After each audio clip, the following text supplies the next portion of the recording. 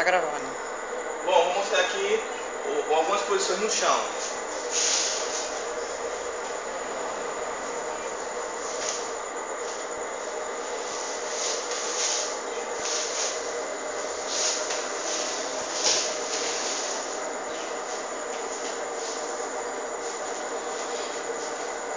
Outra posição é quando eu caio de frente, eu estico os dois braços, e ela vai tentar se tirar.